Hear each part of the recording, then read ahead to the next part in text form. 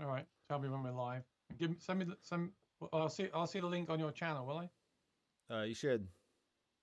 All right, we're live. Hey guys, this is Dr. Mcfarland, and today I have with me Aaron Short. We're going to be discussing all things modeling, from the quad Cortex to the new Helix update to Headrush to Kemper. You name it, we're going to talk about it. So, hey Aaron, what's going on? Hey, thanks for having me. I think you've got your reverb turned on over there. Oh, Sounds like you're in a church. you know it. I love reverb on my voice. Let me go fix that real fast, because why not? No problem.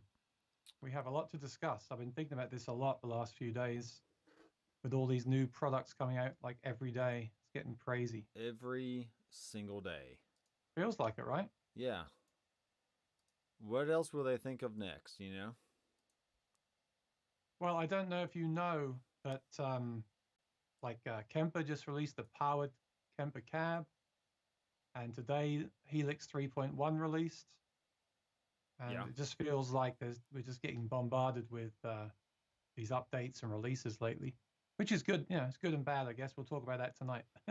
Yeah, I mean there's definitely seasons that I think every company goes through, whether they want to release a new update every quarter, every half a year, whatever that is. Um, as long as they're coming out with something new to, one, keep current users happy, and two, bring in new users. Whether you're on the fence of getting a Kemper or the Quad Cortex, or Helix versus Headrush or whatever. It's like, I don't know. I kind of get tired of the back and forth. It's like, just pick something and just play music. But there's always going to be something out there that entices the population. So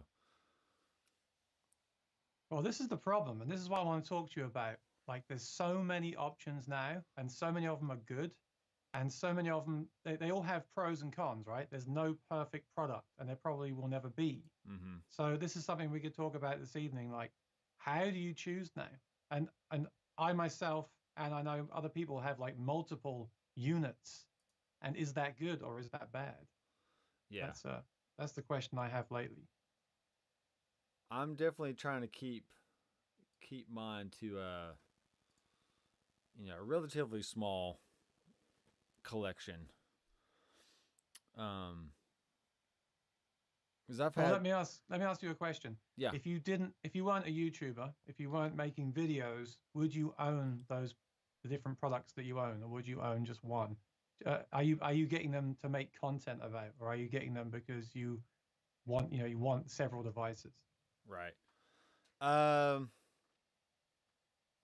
if I weren't making videos on these devices, I would probably just keep the gig board or the pedal board. Let's just say I would keep the pedal board because it has the built-in expression and has everything I would need to play live or do stuff here in the studio. So yeah, I mean, I could technically just sell off everything and be fine. But this is coming from a guy who's owned 32 amps and probably 20 something odd guitars and tons of pedals over the years. So I think my wife has finally realized, finally after 14 years of marriage, that I am a gear junkie and I just can't stop. Yeah. No, me too, but I wasn't really into gear for a long time. Like a Yeah. few years ago, before the channel, before I started the channel, I started getting into gear, Mm-hmm. and I really was not into gear for a long time. But I think the last 5 years since the Helix released, things have really changed. I mean, just look. I was saying the other day, look how many products there are at NAM. When we go to the NAM show, you walk around and there's like a million ways to amplify an electric guitar, right?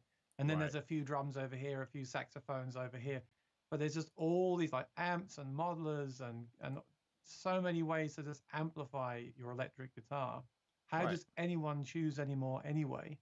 It's just gotten so many options now, aside from amps and things like that. Right. Yeah, I recently came across an old picture from 2012 of my 2x12 cab with a orange TH30 head and a Weber Minimass attenuator, and that was my church setup, right? Mm. And I quickly went on Reverb just to see what the prices were. I was like, you know what, I could get an Orange TH30 for like $850 right now, and that would be a pretty sweet amp. They'll look good in the studio. Clients come in, see the amp, is like, oh, cool, I wanna play through that amp. Clients look at a head rush and they're like, what is that? I don't know what that is. Yeah, that's the other question. Like recently, I got these amp series. They're really cool. I got the Fender, the Princeton, Oh yeah, hand wired Princeton. nice. It sounds great. And then I got the Synergy combo. I haven't used it since I got the Princeton, but it's a very versatile 3-channel amp. Mm-hmm. And they just work and they just sound great. You just plug a guitar straight in, you get this big, fat, full tone, and you just have a few controls on there. But then you start thinking, well, what if I had an EQ block? What if I had all the effects from the Helix or something on there as well? So you just go on this constant back and forth thing. And then you go down the rabbit hole of using, say, the Helix with an amp or something like that, which is actually a really great option. Right. Because this is one of the silly questions, what silly things about the digital stuff. You still have to amplify it. So if you buy a head rush, you still have to then figure out a way to amplify it. At that point, if you only play the blues, are you not better off just buying an amp with a few pedals? Yeah. Get a your Princeton amp. Get a tube screamer. Maybe a very simple delay pedal that can do like a slapback thing, or maybe a 400 millisecond, 600 millisecond delay, just for like some ambient wash. And yeah, you can get away for like literally 3 or 4 pedals and be done. If you're a blues player, because I don't know tons of blues players that need a scene for every amp and pedal configuration. Well, that's kind of how I am. So I have to ask myself, why am I bothering with all these digital products? Partly for my channel and partly because I love technology. I've always loved technology.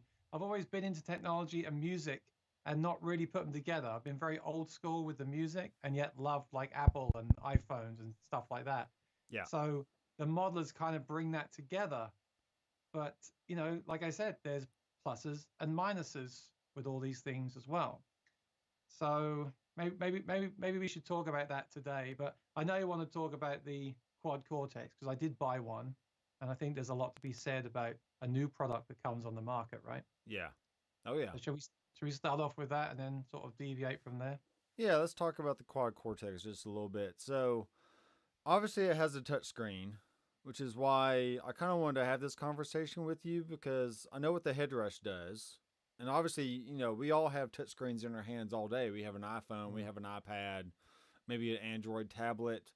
So just the fact that we're so used to just taking our finger and just swiping and pushing and whatever else, is like when you have a guitar effect device that has the same gestures as your phone, it just makes it so easy to like integrate that into your workflow.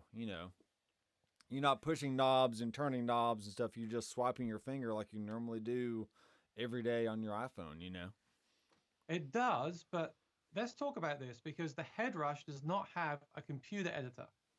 And the Right. Quad Cortex, Not yet. we were promised. Not yet, anyway. So you heard it here first, everyone, exclusively from. Well, there's always a big uproar in the headrush forum on Facebook.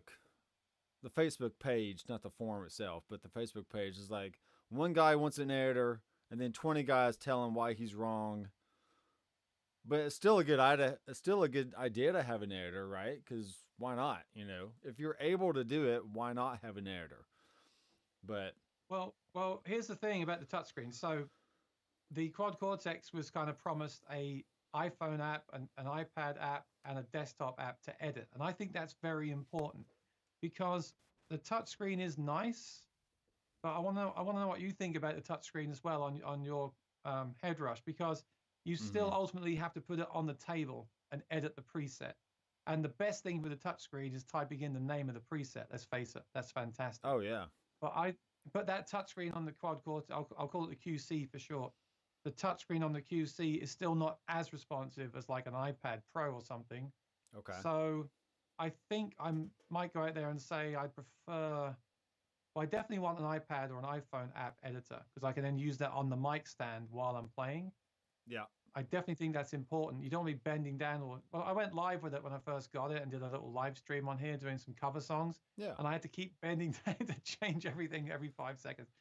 And another great thing that someone did on a video is they programmed a MIDI controller to recreate the buttons, so they could have you could then have the quad cortex on a table and use the MIDI controller on the floor.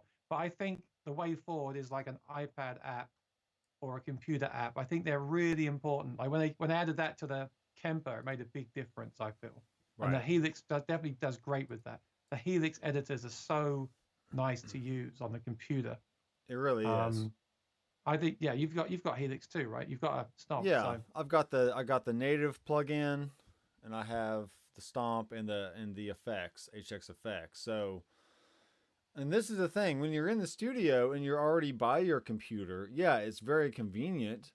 But if you're on stage with a pedal board, let's say you had a wide array of analog pedals, well, guess what? You don't have an editor. You still have to bend over. So it's the whole thing of like, true.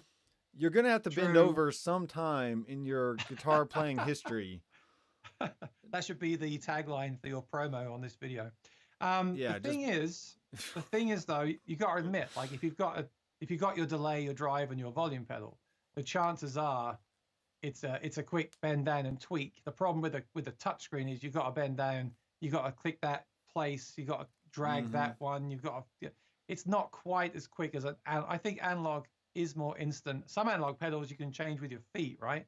You can just turn it with your foot. I think that's the appeal of analog. It kind of is. Yeah, you still got to tweak it, but it's just like a quick bend down, turn that knob, rather than bend down, go into a menu. Right. Or something. I feel the digital stuff should be on a tablet in front of you because I use my phone like this on a stand for my lyrics. Mm-hmm. And if I could have the app on there as well and just swipe over from the lyrics and make a change to the delay feedback and then swipe back, I think that's the future. I think apps are the future. I don't want them to be necessarily, but I think that they are. And I think that's going to be really important going forward. And when you're at home and recording, the computer editor at that point is really useful, I think. Well, it's definitely a scenario of like the microwave, right? The microwave came along and made everything instantly accessible. Not accessible, but like, just like instant gratification. I want my meal heated up right now. And that's what the microwave did for the kitchen, right? So now the modelers have come along and they've done that to the guitar and, musician world of saying, I want 100 amps and 200 effects, and I want it now, or else I'm going to whine about it on Facebook until they come up with another update or something, Well, I don't. I'm completely contradicting myself. I want a great clean, a great crunch, a great drive, and great effects. And once I've dialed that QC in, I probably won't need to bend down and change anything at a gig. But I'm not gigging right now, and I'm still learning it. And there's still some features that they haven't got in there that we'll talk about this evening. But it's very kind of bare bones them. It's great, but it is kind of bare bones right now, especially when you see Line 6 now releasing 3.1 today with all these little tiny tweaks and things. They're so far ahead now. Right. So Baseman's in the chat says touchscreen helps a lot with editing or finalizing your own rigs and set lists, but only on the desk. Exactly. I have it on the desk here. I don't use a keyboard, so it's okay, but 90% I'm too lazy to lay on the ground to change parameters. Yeah, no one wants to have to bend over onto the floor that was the problem with the Kemper stage. Right. You had to get on the floor to change it. You had to buy a stand to program it. And I don't know. That's you're right. That wasn't a problem with analog gear. So why is that a problem with digital? Well, because digital has more parameters to change. For me, I want the apps. I want the app on the stand and change it from the standing position. I think that on an iPad, I think that'd be great. And here's an aspect that is the difference between analog and digital, right? You put your analog board in your case, maybe a few knobs get turned on the way to the gig, and it's like, oh crap, the mix knob on my reverb pedal got changed. All right, well, let me just bend over and change it. Well, with digital, why aren't you figuring your tones out at the house before you get to the gig? Because surely you're Mm, practicing with the tones you're going to be using, right? mm. And with digital, everything is instantly recallable. You just Remembered, yeah, turn on yeah, the device, you go to your preset, and there's your sound. Why do you need to keep changing stuff around? yeah. You know? Pros and cons, pros and cons. Everything has a pro and a con. So there's the pros and cons of that. Right. My question is a touchscreen the future? I guess it is because we're all, kids now grow up with touchscreens. So I guess that is the future. Mm-hmm. But the old, the old man in me is thinking, well, that's a very pretty touchscreen on that device, and it's very fragile, and something might get dropped on it. And what's it actually doing when I'm playing is that there's no tuner. One thing I love about the Kemper and the Axe Effects is they have an always-on tuner. And on That's the cool. Helix, when you turn on the tuner, it kills your sound. You can't actually have an amp kind of sound. So I would love to see eventually a tuner on that big touchscreen. So while I'm playing, I have a tuner or something there. Well, actually, no, on the QC, you have what the buttons are because there's no scribble strips. Right, right. Okay, so yeah, pros and cons definitely. But I think the touchscreen is the way forward. And Line 6 have kind of said in the past that a touchscreen will be on the next, whatever the next Helix is. So that makes sense. Right. They're all going to do it. I bet Yeah. the next Kemper will have one as well. They're all going to have them, but I think the app is really key. The iPad app is really key, and I don't really like having iPads on the stand, on the mic stand, but I think it'd be cool. You're absolutely right. You should dial it in before you go, and I will with in-ears. It's very hard for me to dial in the apartment at the gig volume. Oh, So sure, either yeah. have a band rehearsal and dial it in, or use in-ears and dial it in, get as close as you can, and then just do minor tweaking at the gig. So you're absolutely right about that. But I definitely think having the touchscreen at your fingertips is going to be much more usable than having it on the floor Yeah. myself. How would an iPad connect to a device Bluetooth, like Bluetooth. Headrush doesn't have Bluetooth, right? So Okay. that's a hardware limitation that, either you started off the company with every single nuance and every single option to make yourself future proof, or you just make a device that has what it has and that's pretty much it. And that's my thing with, the PC editor is, all right, you want a PC editor, well, you're still gonna have to bring your computer. Are you really gonna have a computer up on stage? I mean, I guess you could. Some guys have like a little stand with like analog pedals they can kind of reach over and turn knobs and stuff. Are you gonna reach Mm. over and just grab your mouse, or touch your trackpad on your MacBook Pro and Nah, start tweaking probably not. stuff? It's like, Doesn't look good, does it? It no, doesn't look good it's not the to do same. that. No, no. But don't you think a phone or a small tablet on the mic stand and just just do this? Right. It's and it can have the thing about that is it can have your lyrics and your digital mixer for the band as well. So everything is at the fingertips. That's why I like that. Now with the Headrush, it's an older unit. When was the Headrush released? I got mine in 2017, so it had to have been at least that year, 2017 or And so. right, and the Helix is now coming up to. It was released in June 2015. It's coming up to 6 years old. Yeah. That's kind of old technology now, and yet it's still kind of current because they're all using similar kind of processors, aren't they? Mm-hmm. But the thing is, the Quad Cortex does have, I think it has Bluetooth, it has Wi-Fi. So you can actually update the firmware from the device. You haven't got to connect it to a computer. Yeah. So today they released 3.1 for Helix. I had to get my Helix out. It's big and heavy, right? And I had to plug in the cable and power it up and then connect it and then go to they've made the editor now update it, but it crashed. So I had to download the regular updater and update that. Right. Now, it's not the end of the world. How often are you doing that? Once every 6 months? Who cares? Yeah. But it's very nice on the Quad Cortex that you can just hit the Wi-Fi button and it just downloads to the device. The Aeros Looper does that as well. That's definitely the future. It's just another nice, what's the phrase? Like a Quality of life, quality of life enhancement, right? Yeah. It just makes it easier, and it means in the future it will connect to your phone over Wi-Fi or something like that. But again, is it that important? What is the most? Okay, let me ask you this question. What is the most important feature of any modeler? If you're going to buy one, what's the most important thing to you about that pedal? Is it the Bluetooth or the Wi-Fi? Is it the what's it, what's inside it, the sound, the feel, all this stuff. What's important to you in a digital product? Yes, I think definitely the feel is a key factor. Um, and if you're listening, I mean, I listen to studio monitors pretty much 90% of the time. It's pretty rare I'm going to hook up my FR 108 or something else, but the feel that you just want to have that natural feel of like, hey, I'm playing through an amp, but Mm, the amp is in the other room and I have a mic in front of it. That's kind of the sound you're getting, right? It's like a secondhand sound. You're not going to get an amp in the room kind of sound with a modeler. It's just not mm. possible because it's just not how it's set up. But as long as the feel is there and there's a good dynamic of when you're playing lightly, when you're playing hard on the strings, the amp either cleans up or breaks up depending on how hard you hit it. Um, that's really everything for me. And as long as it Mm. sounds good coming through the studio monitors and it sounds good in the mix of whatever song I'm recording, then I'm good. I'm pretty I happy think with all it's that. easier. I think it's easier for you because you're a studio, you're a producer, and you record.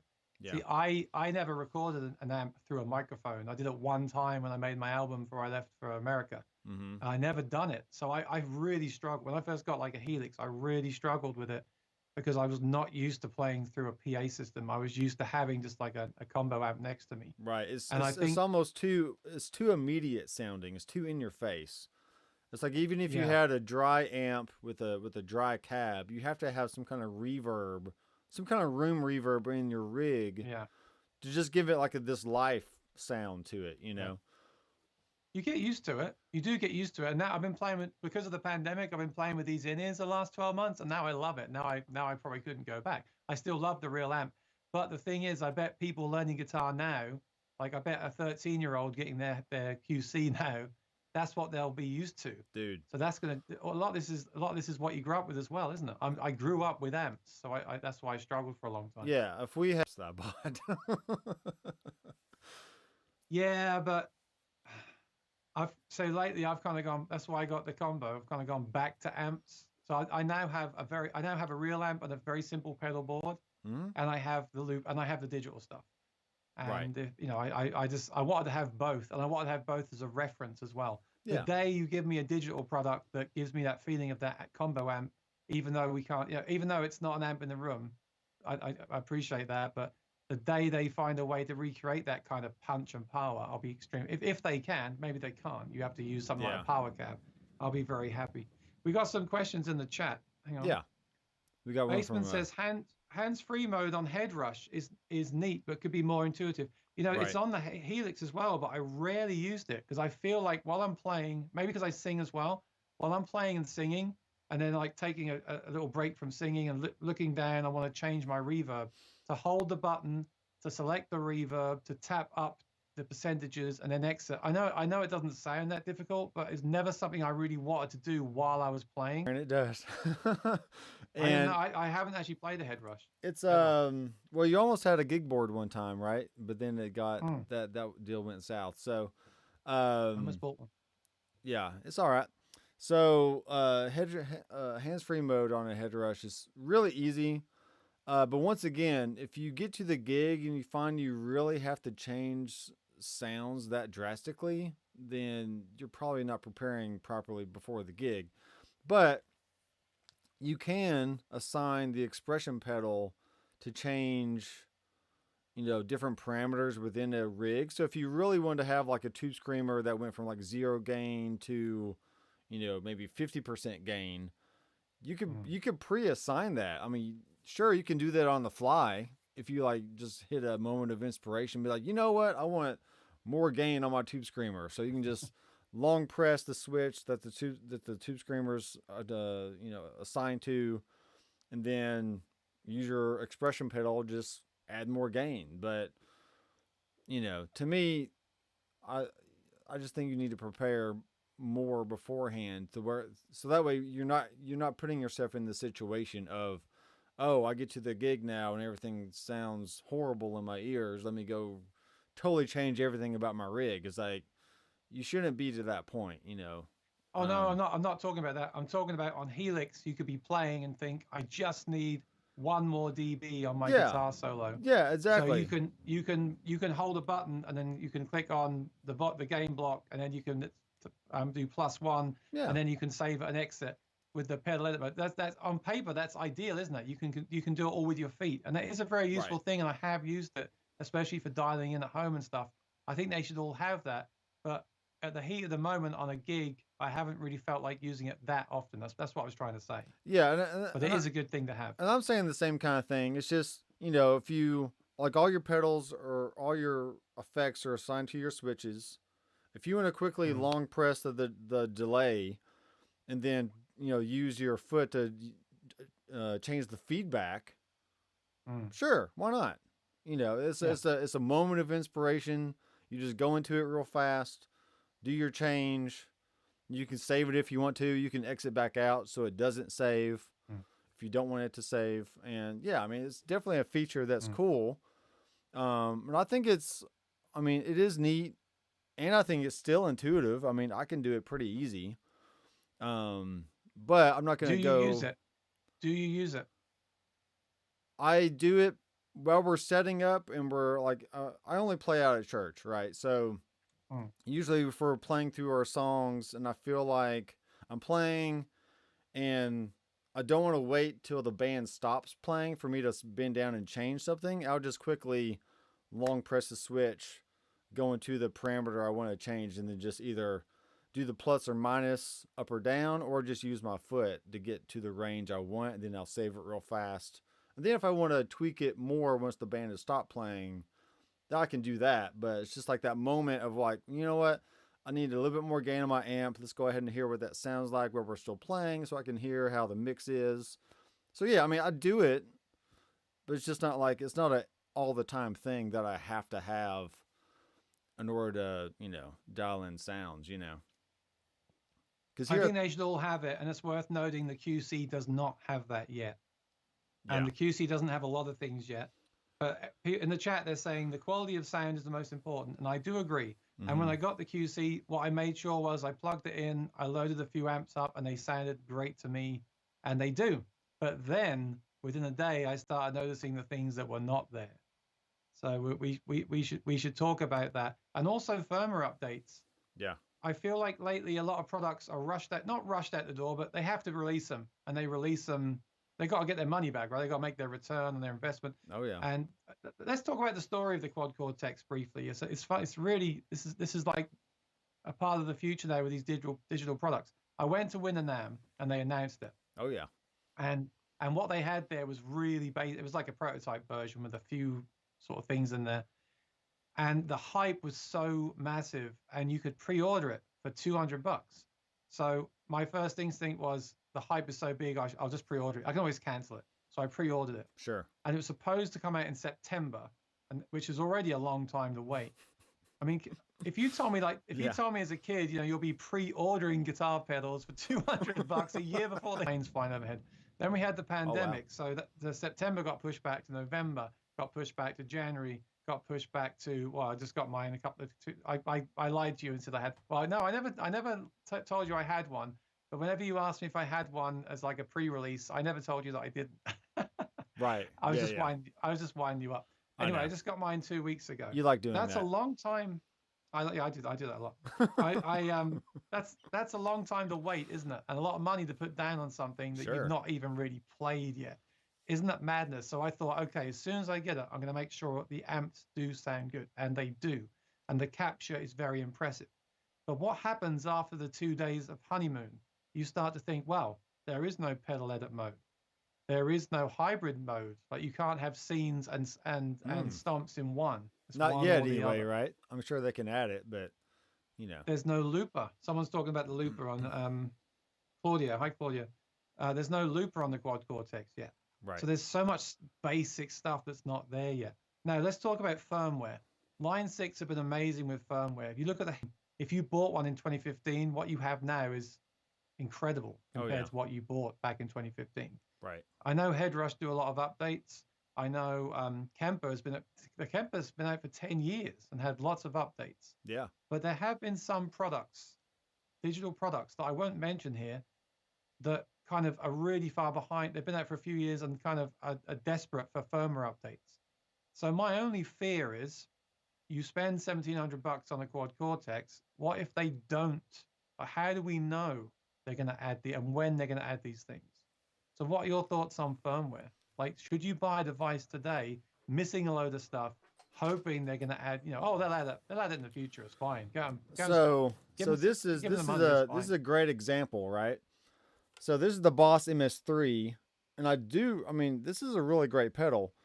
One, it has all the Boss effects you would ever need. It has the metal zones and the OD ones and whatever else. Because you have to have a metal zone, right?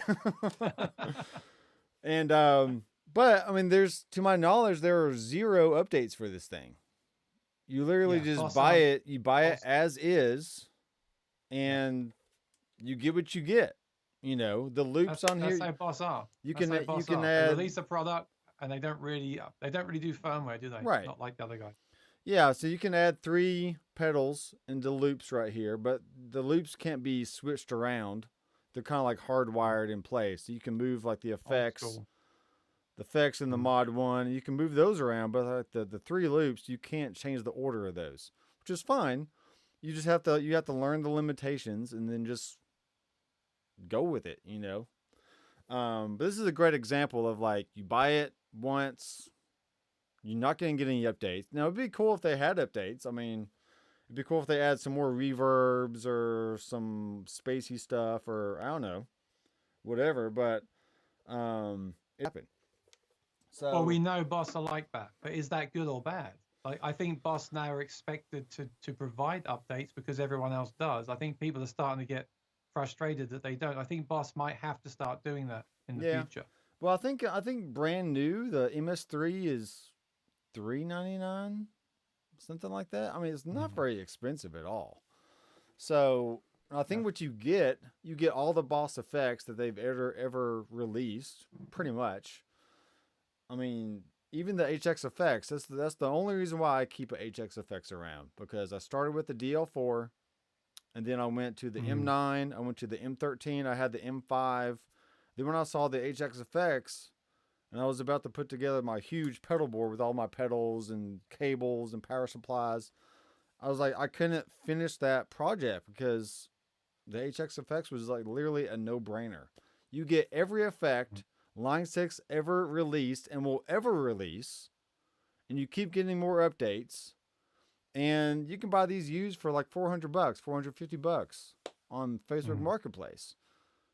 You can't. I think it's crazy. It's a much better buy than the Boss. I had that Boss too, and the screen is horrible. Yeah. And programming at its age either. I'd much rather have an HX effects than that Boss. Right. I think.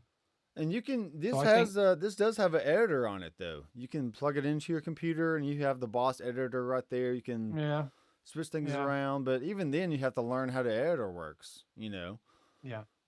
So it's just, I think we'll see Boss. I don't know. I do like that about Boss. You buy the thing and that's what you buy. And I think we've got to be careful. I think a lot of people rushed out and bought the QC, including myself. And I'm not being a hater. It's a great product. Oh yeah. But you have to think to yourself, $1,700 for the promise of a lot of updates. When are we going to get them? I'm not saying you shouldn't buy it. You should buy it knowing that it's missing a lot of stuff that is promised to you, and you should buy it. If you're buying it for a gig that you're going to play next week, make sure it's going to do the things you need it to do at the gig. Yeah. Next week. All right. Otherwise, it's like that whole thing. Like, don't update your phone to 13.0. Wait for 13.2.3. Right. Right. Otherwise, maybe you should buy a used head rush, a used Helix floor, put the latest update on it, and have the benefit of all those updates they've given to it. Right. And then get a QC in a year's time. I think a lot of us now just want the latest and greatest, but then we get it and realize there's a lot of things missing. I mean, that thing should have a looper. But I think the loopers on a lot of these products are terrible. They're just like one track, real basic loopers. But at least you can use it at a gig to sound check and make your patches and things. I think it's really bad it doesn't have a looper, No, I and they need thought to I add thought one on your really live soon. stream you did a looper thing on there. Yeah, I did. I used they're very smart. They put USB audio into it, and I think all digital products now should have USB and MIDI control. So the Helix Gotcha. has it, and some of them don't have it though. The Kemper does not have it, right? The Kemper doesn't have USB audio. So using that USB interface, you can add apps from your phone. And actually, Okay. that Quantaloop app that I added to it and made a video about was fantastic. But the problem is, I don't think a lot of people are going to do that. Only me and you are going to do something like that. Most people that buy something want that to all be baked into the product. You shouldn't Right. have, and I also think you shouldn't have to do workarounds when you spend that sort of money. Mm-hmm. I don't want us to be sitting here in 10 years like there's a new head rush that might be coming out, and if it does, we have to pay half up front, and it might have a looper, and the looper will come 3 years later, and it just all seems like the goalposts are moving further and further all the time. Do you Right. remember when they used to just release a, like you said, before firmware, they'd release a product and it would be ready to go. You could just use it. Or you Right. went to the guitar store and you bought a distortion pedal and you just used it. Now it's like become this big game, hasn't it? You know what I'm talking about. But the Right. Quad Cortex was the first one to really get this hype machine around it, and there's so much hype to live up to, and they just can't. No one can. Yeah. And So, I think you think you're limited, like we limit ourselves, right? Because in your mind or in our minds, this hypothetical person here, hi Joe, this hypothetical person, Joe wants to play music, but yet he can't play music because he doesn't have the latest update. So it's always you're just making excuses of mm, why you can't create music. It's like, well, yeah, yeah, I don't have a diesel yeah, amp on my headrush, so therefore I can't play chugga chugga yeah, metal stuff. It's like bullcrap. yeah. You got Mesa Boogie amps on there, you got Soldanios. Hello, if you can't play metal on Soldanio, then I don't know what you're doing. But it's just our mindset, the way we think, and our mindset of limiting ourselves because we don't have the latest and greatest. When you could just go out and buy a Fender Princeton and some pedals, and you can create all the music you want. You are not limited. Ah. The only limitation is the one you put on yourself. So are you That's what I think saying about that. are you saying these digital products are we're fans of them because they distract us from actually playing? This is becoming a much deeper conversation than I envisioned. Yeah. So it's like live streaming, right? It's like we're all doing the live streaming now, and I speak to a lot of people. I got some friends that are like, "Well, I'm going to start soon. I just need to get the new camera," and then Right. they get the new camera. Right. I just got to get better lighting. I've just got to get this. I just got to get that, rather than just streaming from their phone and doing content. That's totally the same thing. Like I need the next update, or I need to tweak my patch. I need to do this, that, and the other. And Right. yes, you can't do that with the real thing, which is absolutely true. Yeah, you can definitely get distracted by that stuff. And also, is it bad that we do think like that? Is it bad that I love gear and I'm excited by the next update and the next Helix and all? Is that a bad thing? I guess then you're not so much. Are you what? Are you then not a musician? More of a technical fan? I don't know. Well, Right. we've got Alec Bourne here, the mad Yep. MIDI scientist. That's a good question to put to him. What do you think, Alec, about what I'm saying? Do you think the gear now is more important than the music? There's a deep question for Right. you. So I don't So know. I think I have become a gear fan, and it has taken away from. I think we all know that much better to practice the guitar than to fiddle with different gear and sit on reverb all night long. We all know that. oh We yeah. are we're gear fans. Me and you and Alec and everyone here. Oh yeah. The fact that we're talking about gear now on a live stream and not playing our guitars shows that we're fans of gear, and that's why we started YouTube channels. Right? We can't be apologetic about it. Right. Exactly. So, but we definitely have to keep a check on it. Like we definitely have to write a song every now and again, and not just tweak our Baseman said, just play IRs, or which IR's the best and which thing's the best, and Right. yeah, but Well, we have to keep a check on it. Well, let's But talk about the 5 or 6 reverbs, maybe 4 or 5 different delays. I mean, so just kind of quickly go through maybe your top effects that the Quad Cortex does have, and maybe how you would use those in your set. All right, so I discovered pretty early on because they promised a lot of DSP power in that thing, and I discovered early on you can have 2 reverbs and 2 delays, and that wouldn't really be a problem for you guys watching. But Yeah. for me, I'm trying to. The reason I love the reason I was drawn to the Quad Cortex is the size, right? I've got a Helix floor here. It's really big and heavy. So to carry that on the subway, I'm thinking, well, that's the Quad Cortex. It's like a little bit bigger than an HX effects. Like crammed them in there. So it's got an XLR in. You see, I'm very biased towards gear because, like, when they announced the HX Stomp XL, I was like, why isn't there an XLR input? Because I sing, so I'm biased towards gear with a mic input. The Quad Cortex has a mic input. It's small. It's got I 2 can of them. carry it with me. Purely for the form factor, mic input as well. I want vocal harmonies. I'm a singer. You see, a lot of products now are not made for singers. They're made solely for guitar players, I think. Right. Like 10 years ago, you had TC Helicon making products for guitarists that sing. Now I feel like all the companies are really aiming. That's definitely the market. The singer market is very small anyway, so I get it. But I was really happy that the Quad Cortex had the mic input. They've even spoke about doing some effects for singers. So that's what really pulled me in. And yeah, the form factor is ready, and it does capture really well. I captured my Sugar Drive, MXR Sugar Drive distortion pedal. Sounds great, 1-to-1. It sounds fantastic. That's cool. I even captured a like a Kemper profile. You can capture anything. It's really cool. But the effects are bare bones, and they need to flesh them out. You still need to you still need to capture some Helix amps in there. I can. Because why not? They just released the orange. Why not? Today. I actually got in a lot of trouble for that. I put on the QC group. I think our friend buying a new pedal captured it, and we could do a whole show about this next question. You buy an amp. What do you think? What do you think is going to happen if I buy? And I'm not going to do this, but I've been thinking about it a lot. Say I buy your Kemper Pro. That's on the QC, right? You capture them on the QC, right? Yeah. Because if you're going to tell me, well, I bought an amp so I can profile it and sell it, why can't I buy your profiles, tweak the EQ a bit, and sell them? And I think that's why there's not a store yet, because they have to figure that out. We could get people selling rehashes of Helix amps and things like that on the store. Anything. And making money. It's going to be like, I don't think many people have thought about it yet.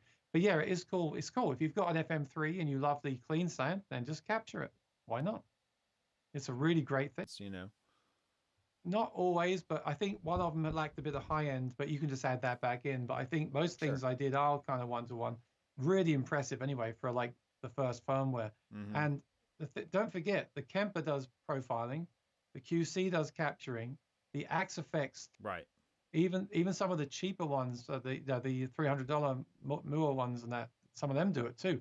Really. So I think they're all going to do it. I think in the future, they're all going to have touchscreens. They're all going to capture other sounds. I think it makes sense. Right. But how they sell them through the marketplace is going to be a real headache, I think, because I can start capturing.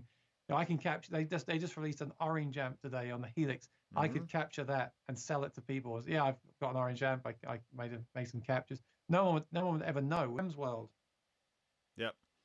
So So long story short, the form factor is to die for. It looks incredible. It's pretty stable for like a version 1 release. Right. The captures are amazing. If you own amps, it's a no-brainer because the captures sound great. But there's no looper. There's no way to mix scenes with stomps. I'll say this: the tune is very good. That matters to me. But there's no the effects are pretty. The effects are good enough to use, but they're not. Yeah. They're not amazing like the today they added a new reverb to the Helix that sounds really great, like a Hall. Have you tried that yet? The modulated Hall? I haven't been really? I haven't updated my devices yet, but I'll do that tonight after the kids go to bed. So sounds amazing. So that's one thing. Like that's one thing I wanted to ask you was, since right now, as of version 1, since there's such a limited amount of like reverbs, delays, whatever. Joel, he did some captures of like some fuzz pedals and some other pedals he has, and he puts those up on the cloud or whatever you call that QC downloadable spot, right, on the website.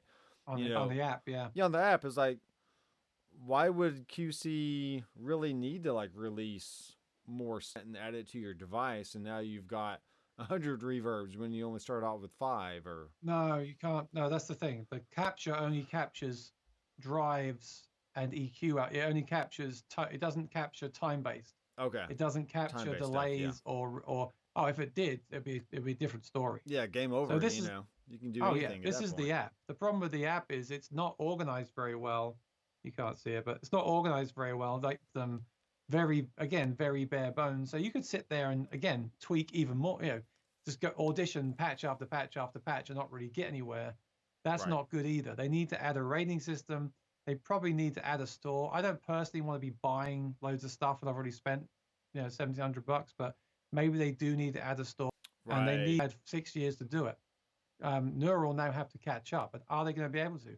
By the time they catch up, we might have a Helix 2, Mm-hmm. which is better than the quad. But this is my argument, and I struggle with this. I'm going to keep mine because I do like it, and I'll use it for the channel.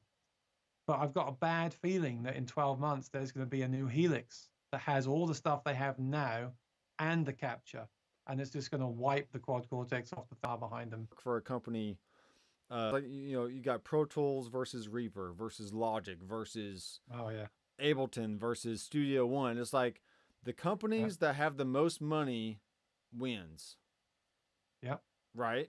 So I mean, yeah, Yamaha owns Line yeah, 6. So yeah. of course, Line 6 is going to have all these resources for R&D, for more updates, because they got the money behind them, right? Well, let's talk about that for a second. I think it's good and bad. Of the TC Helicon products, That's cool though. well, those products, in my opinion, were very ahead of their time. Creating your own backing tracks on the fly, the Variacs, whatever Mm-hmm. you think about that stuff, like way ahead of its time, very creative stuff. The only problem I have is that when companies get bought out, they are suddenly then corporate controlled, right? So Right. here's some examples. When Harman bought Digitech, they fired the whole team. Wow. When some of the four main guys from TC that did all the programming and all the fantastic harmony. I mean, their harmonies are fantastic, so ahead of its time. Right. They've all gone, right? Yeah, And because I know Line Six. they were I bought up know by most Line Behringer, Six. right? Right, and I know Behringer bought Line them. 6, most of them are still there, and I do believe they're releasing innovative stuff. Look at the latest Helix updates. But the only thing is, they think about what they used to release: the Variacs, the mixers, the StageScape mixer, the PA systems, Mm-hmm. all the wireless systems. They've become very streamlined now into electric guitar stuff, haven't they? That's okay because that's fine. They're making electric guitar stuff. Right. But I do think it's a shame that we don't have more small companies. Now, Neural are a small company. That's a good thing.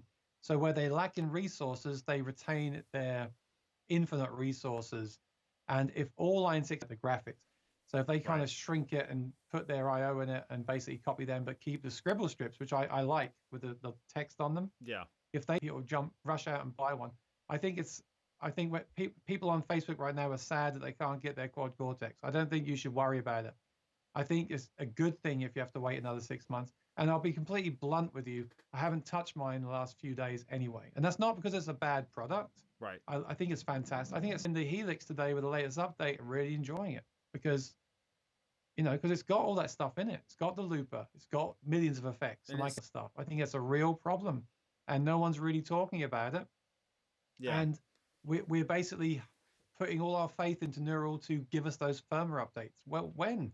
I mean, I wanted to ask in the group today, when is the first one coming? When's the first major update coming for the quad Cortex? Right. 3 a year now. It's not that many really, but yeah, I don't know.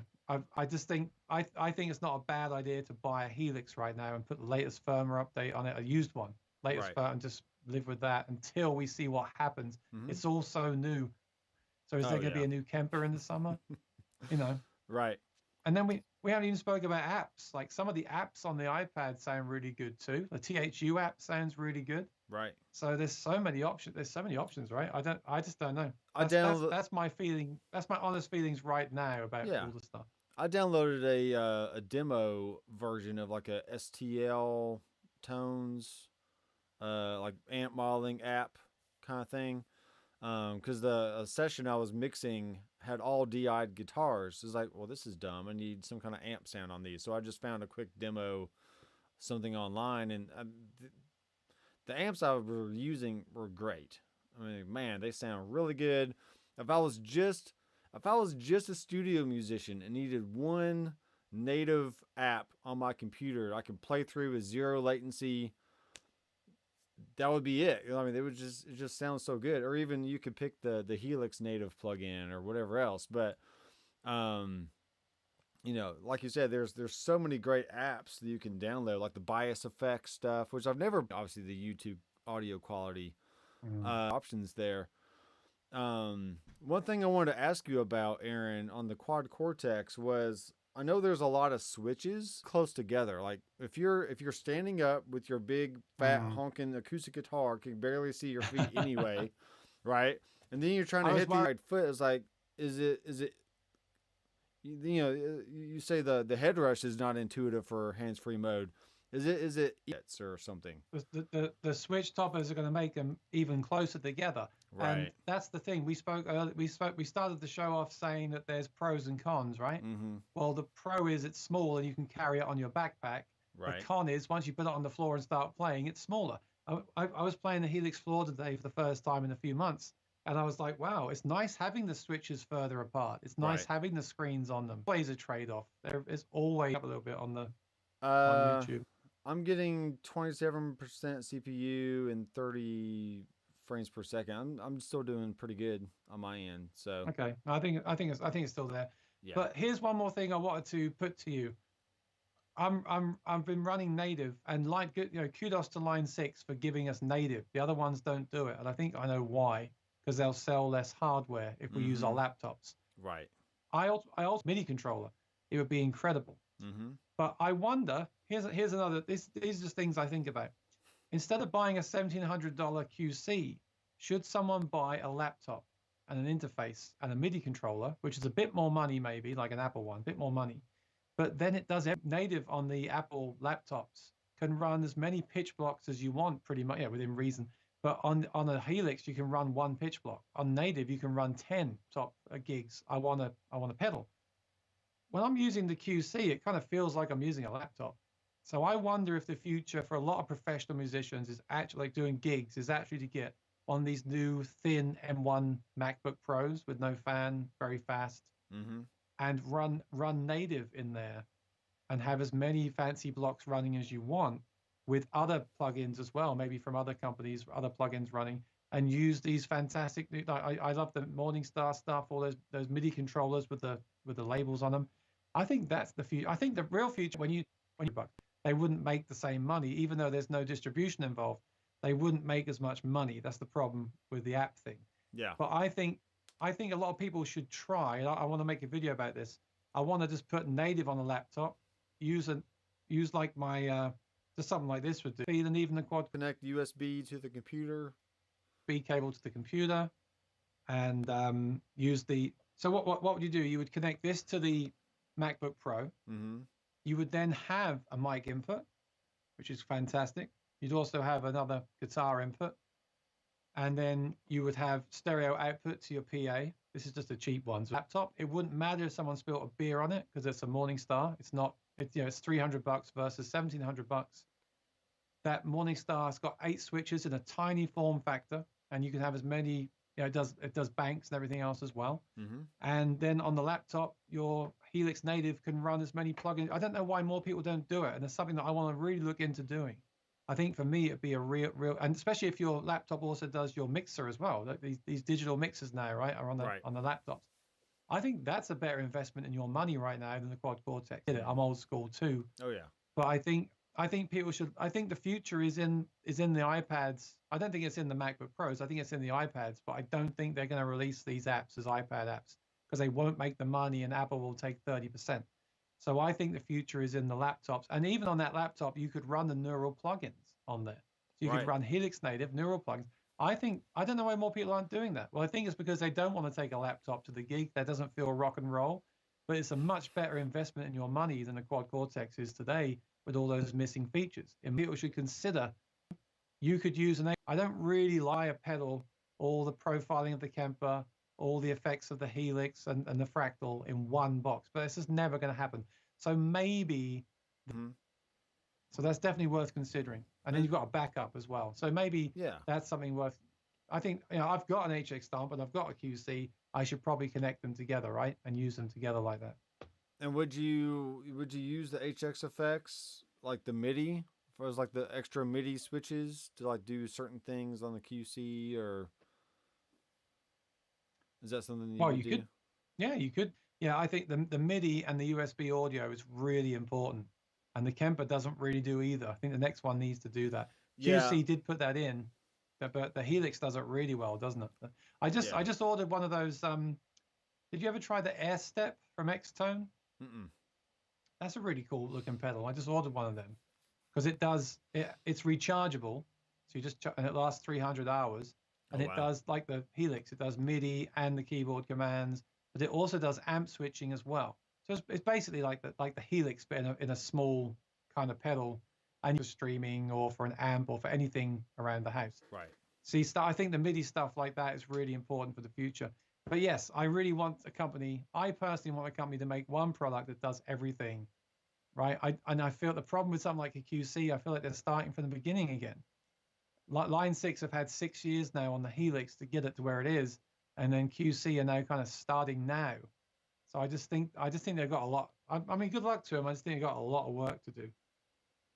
Alec Bourne says that's true. A computer would be the most bang for the buck and easier to replace. Yeah, Right. and you can leave it behind you, and you can just use a MIDI or two. Imagine two MC8s, 16 buttons on the ground, and $500 to replace if someone breaks them. And it Right, wouldn't take up tons of space either. I mean, it's right, so right, small. right. Have you ever thought about doing this? I really want to make a video on this. Helix wasn't running well. Native wasn't running well on my laptop because it wasn't updated for Big Sur. Mm. Today they fixed that. Oh, So my cool. plan the next That's few great. weeks is to make a really busy patch in Native with some other effects and control it with a preset that you could never do even in the QC, like 10 reverbs, 10 pitch, things you just to prove it can be done, basically. Right. Is that something you never thought about? I mean, I recently did a video with Tim Fisher who used his gig board and a Morningstar MC8 and then a Hmm. Morningstar like 5 pedal switcher thing, and he integrated it all together, and it was really cool. But yeah, I never thought about doing like a Helix native plugin and then just controlling it with MIDI. Hmm. But once again, why not? You know, why couldn't you do that? It's not sexy, but it's really practical. That's the thing, right? Well, It's not cool, but it's really see, practical. what's funny is the sex factor comes from the Marshall stacks on stage, but then you have a Kemper Yeah, behind the stage. yeah. Right, so who's to say you couldn't have the prop on stage and then have your computer hiding behind your 4x12 cab? You just got a little cable coming out connected to your Morningstar. So the prop is the cab, but behind it is the computer, and no one would be the wiser. You know, the Someone audience was saying in the, the audience someone wouldn't said in the know. chat, someone said in the chat they use the modeler for the in-ears, and I do think modelers sound incredible through. I love in-ears now, Mm-hmm. but then they run it also through the power section of the amp. I think that's the best way to Right. do it. You have that on stage. If you have a loud stage, if you can have amps on stage, run the modeler into the power amp of the cab here, and then use these in-ears as well for yourself. Right. I think that's really what they're designed for, isn't it? And My video that's coming out tomorrow, I'm using I'm demonstrating a guitar, but I'm using the gig board for all the amp tones. But I'm going out of the gig board into the effects return of my Quilter Interblock 45. Then that's going through my 2x12 cab, and then I have a mic in front of my cab. You know, everything still yeah, ends with a microphone, right? Whether it. IRs trying to get them sounding really amazing, and they can sound really good. Mm-hmm. But I just got one of these to review. It's like a copy of a DPA mic, and I'm like, okay, you can't use it at a bar because it'll feed back. But Sure. while I'm live streaming, why don't I use this? It Yeah, just makes total sense, right? that's I'm cool. in the okay. It would pick up that airplane maybe a little bit, but Yeah. why not use the real mic when you can? So I'm really split. I love amps, I love mics, but I love the technology. But I want the technology to get better. Let's face it, like the acoustic guitar, Mm-hmm. but it still doesn't sound like an amp in the room. So then you get that whole thing where you buy an amp in the room to go with your modeler, and you end up with a rig where you might as well just got an amp in the first place. I don't know. I think it's a real minefield for someone to navigate now. If you've bought one thing and you're happy with it, then you're very lucky, and that's a great thing. But I just keep switching back between the things. I don't know. Like I said, everything has pros and cons, right? At the end of the day. Right. But if you could, isn't it? They said here's a helix vessels and stuff like that. They were very clever with that because they knew there's people like me that would say, well, I want to use a real amp. Yeah. So they didn't cut you out. They let you still use it. And I still think, versus using an FRFR speaker, which I really want to try a Laney LFR 112 because I've heard good things about them, and they have a lot of cool features. I think they're like 400 watts. But I think the best setup is what you're saying. You got the helix or the head in the preamp section of your amp, and now you have technically 100 preamps that are in digital form that you can get any tone you want. And you're still running through either a tube power amp or a solid state power amp, and you're going through physical speakers that have the push and the pull thing going on. And I mean, this HTEC Stomp, the Stomp, or you can use the amp. Or you can use the amp's actual, like if this since you can have a snapshot where it goes to the crunch setting on the amp, but it adds reverb and EQ from the helix. Right. That's really good. They're like a perfect combination. They work really well together. Yeah. And I think that's a great thing. But ultimately, I'd love it if you could buy a digital product that did sound, that had the power of through a PA of an amp. Do you think that'll ever happen? Do you think they'll ever get modeling to sound more like an amp in the room? Is there some way? I think because everything has to end with the microphone, whether it's virtual or physical. A microphone is a filter, right? You're filtering everything through this little bitty diaphragm right here. Then you're trying to spit it back out through a PA speaker, right? So you're not getting the immediacy of a physical speaker right by your head or like at your feet. You're still hearing a mic. The powered Kemper cab this week, and that's something that I would like to try, just to see if it sounds like that Princeton, like with a profile. Rick Beato just did a video this week, the 20 things that changed music forever. And the one thing he didn't include, which everyone said in the comments, the one thing he didn't include was the microphone. Right. But the microphone, like you said, the microphone is everything, right? It is. It's everything. That's all an IR is. An IR is just a capture of that microphone, and the microphone is just the EQ. But that's why that's all it is. That's why when I'm running my amp modeler through the effects return of an amp, I don't have an IR or cab in the chain. Right. Because you're still, if you have the IR in the chain, you're still coloring your sound. But as soon as you bypass that, you're just hearing the pure tone going through speakers, right? When I bypass the IR or the cab, I'm like, I close my eyes. I'm like, crunch. That sounds really good. It sounds like all the 32 amps I've owned over the years, To me, I mean, I can't get any better than that. I can't get better than the convenience of the digital, but the power of the physical. Talking about his twin cab and also his blue box. And he says, even though he uses the blue box live, because he doesn't put a mic in front of his cab, he still has a cab on the stage because there's an interaction between the guitar and the cab. And that's what you're missing with the digital stuff. Like there's no air moving. Yeah. Right.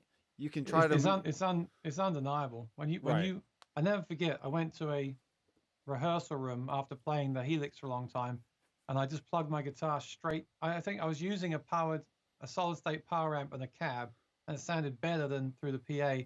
But I just plugged straight into their Fender Twin they had at the rehearsal room, and it just blew my head off. I was just like, there it is. That's it. Right.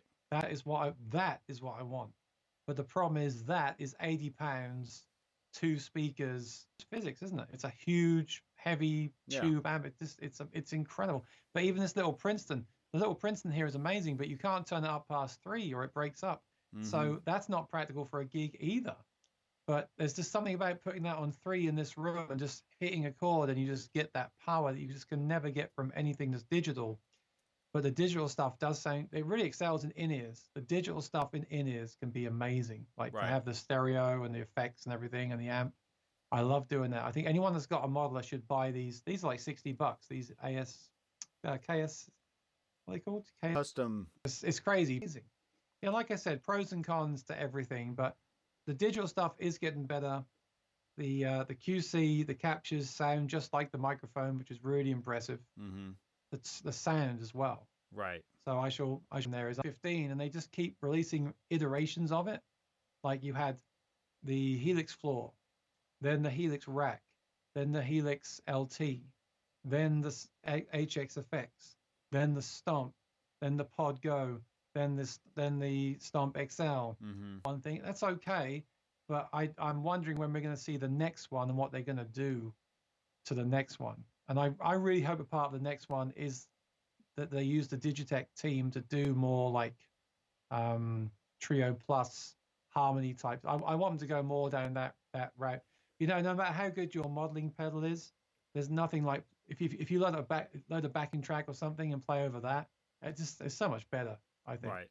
So I want Right. to see more of that stuff in these pedals as well. Well, talking about pros and cons, I kind of wanted to touch on the Amp X, Blue Guitar Amp X for a quick minute, because that literally gives you, he calls it neural. Same names in these. I don't know. Iridium. He calls his neural technology, but yet you have a neural DSP. I don't know. We're just regurgitating the same kind of names all over the place, but he's to the point to where, like, he's all analog all the time, right? So he's going to find a way to have his analog little transistors and parts being controlled digitally or neurally. I don't know what that even means. And the only thing that's going to be digital in the Amp X is the time-based effects, right? He's going to have, like, you know, your delays and reverbs and tremolos and whatever else, but that's going to be 8 gigs worth of DSP that just used for just that, you know.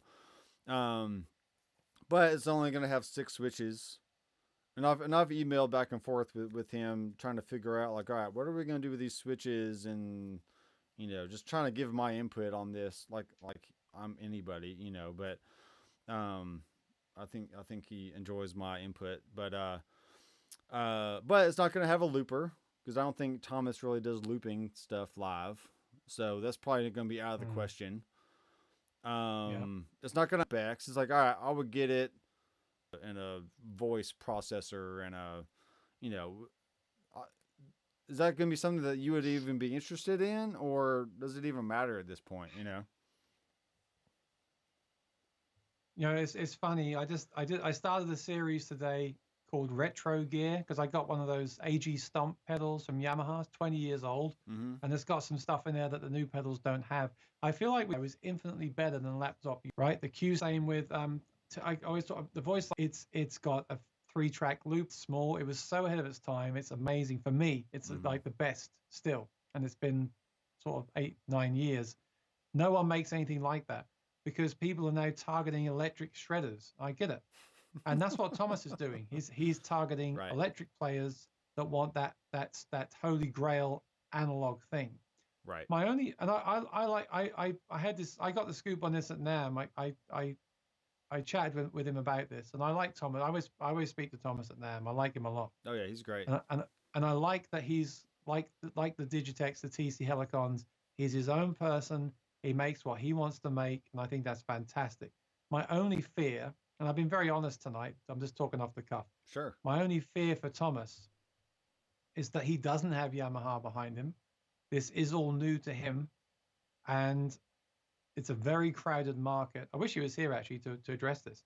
Maybe I'll ask him next time I see him, but or if he sees this video. But you know what how can he compete with like line, or is he even trying to? Is he just trying to go for like a niche section of the market? I think he is, because he's going for the analog thing, right? If you're an amp guy that doesn't want any digital at all, as far as like amp tones, you want the Amp X, you want the Mercury edition, you want the Iridium, you want the Amp 1. You can change the gain structure with MIDI, you can change the power soak and all that stuff. So it's analog brains, you know, or digital brain with an analog heart, right? So that's I think that's what he's going for there. He's going for that niche of like, I'm an analog guy, but I also need some flexibility as well, and I want it in a small box. Right. But what am I trying to say? Like, how first of all, he's a very talented guy, but he's going into a new realm for him, right? He's doing something very new with the effects as well. Mm-hmm. And I'll be really interested to see how this plays out. And I hope it works out. But my fear, if that's the right phrase, is just, how will he compete with the other contenders, even though this is a niche product, and B, does he have the resources to? He's taken on a big project. That's what I'm trying to say. He's taken Right. on a lot with the AMPEX. Oh yeah. And what's going to happen? And I don't know. I'm just going to sit back and see. The same as I'm going to sit back and see what happens with the QC. I have a lot more faith in the company like Line 6. I think Line 6 know what the next Helix is going to be. They got the money for it, and it will be a good investment because they're going to support it because they have to in their Line 6. The problem with Neural and Thomas, they're small companies, which I love. I love the underdog, like I said, TC, blah, blah, blah. But are they going to go the same way of TC and just basically run out of money and get bored up and get kicked under the rug? That's my fear. Because now my Voice Live 3 Extreme doesn't get firmware updates. Mm-hmm. They just don't update it anymore. Right. Which is fine. It's still a great product, but it wasn't such a good investment. If you bought a Helix in 2015, you're laughing, right? If you bought a Helix in 2015, I think they were 1,400 back then. Mm-hmm. And you've got all those free updates over 6 years, and you've played corporate 1,000 gigs with it. That was the best investment. Same with the Kemper. You bought a Kemper 10 years ago. That was the best investment you could make. So these other things are just very new territory. It's very exciting, but you have to wonder, like, that's a huge project.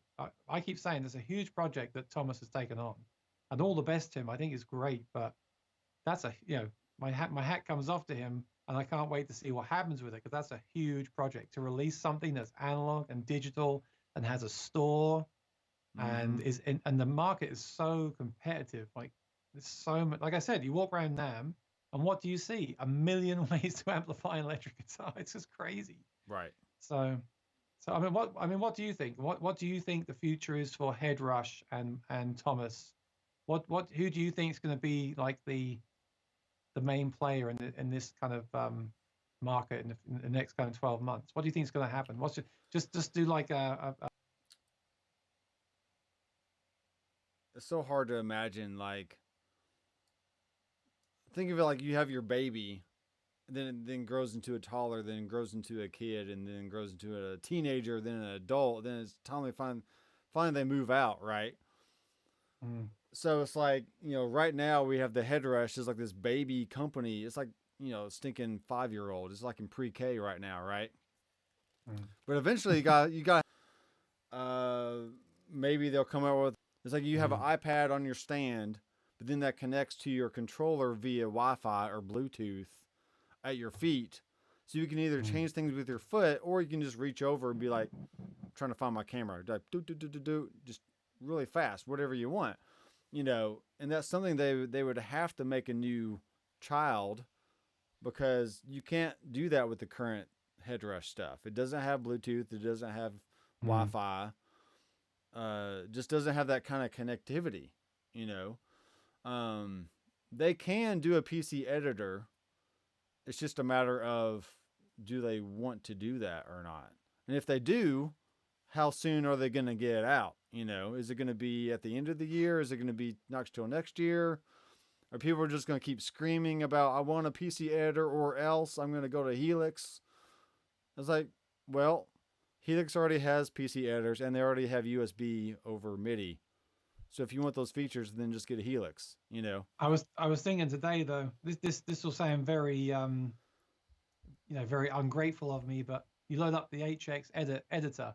It's not like high resolution. It's not yet made native for the M1 Max. And okay. like I'm using now, this Ecamm Live, they had that updated within a week. Right. Even though Line 6 have a lot of resources now, and I'm totally speculating here. I don't know the ins and outs of that company, right? So I don't want to speak badly of them. But the facts are they haven't released an M1 version. They haven't updated the graphics to be high res. Okay, it doesn't matter, I know, but they haven't. So even though they've got those resources, they're not like every 5 seconds they're like, here you go, done. I'll do a computer editor and a cloud-based integration, all this stuff. And I don't know what resources he has, but I don't believe he's got the resources that Yamaha's a really cool product for people like me. Right. But the problem with that is I tried one.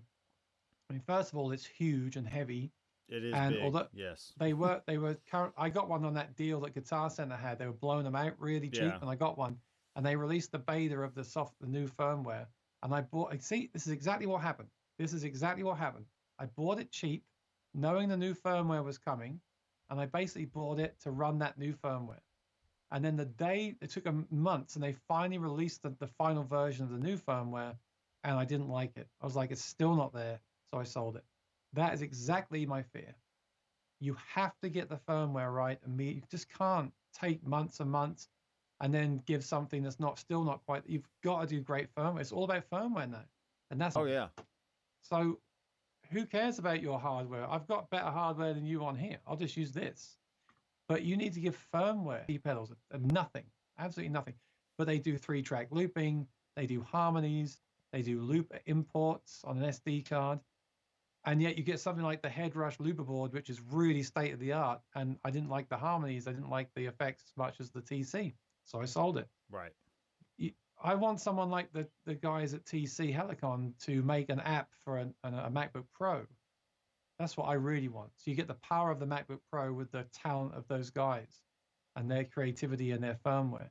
But no one's doing it. So some of the iPhone app makers are kind of doing it, but no one's really doing that stuff. And that's why I started that series today about the retro. I'm gonna find STL Tone Hub amps. I think this is what this is. Yeah, stltones.com. That's the one the free trial I downloaded the other day. And this is buy it now, $200, $199, 10-day free trial. And this sounds really good. That sounds really good. That's when I realized the rat is not very good on my phone through a clean amp. Sounds immense. And then I tried it on the Helix, didn't sound good. And then I read on a forum they were updating that rat because that wasn't a good rat. Pretty good because I thought it sounded good. And the THU, which is an iPhone app, I thought was incredible. And that actually has some profiles too.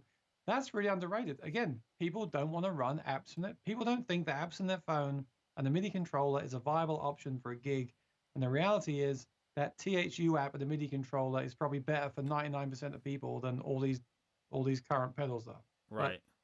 But I get it too. I don't really want to use my phone at a gig either. When I go to a gig, I want my phone to be as a phone. I want to play, but the future, like I said, there's more power in this iPhone than there is in the QC and the Helix put together, which is crazy. Oh, what's wrong with using the Neural DSP plugins and then just using your Morningstar to control them? No, that's the route I want to go down. I don't want to use my phone.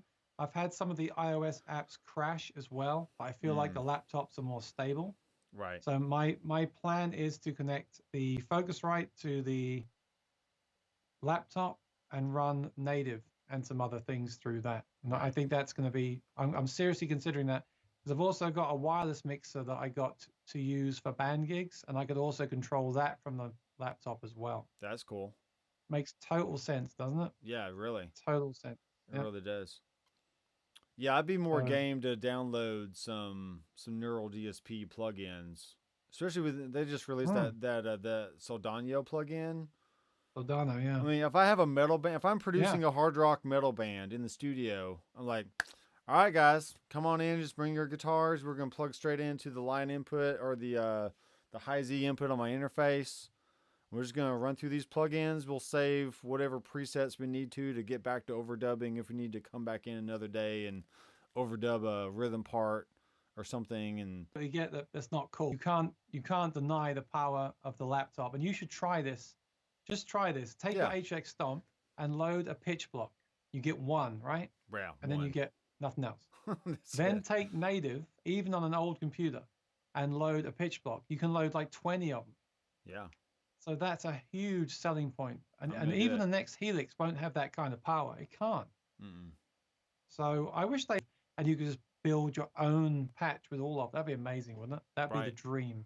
Right. But they won't do it because they won't make as much money. That's the problem. You have to have Helix native is cool. You have to have the hardware Yeah, to do because all that's where that. they make the money from the hardware. Right.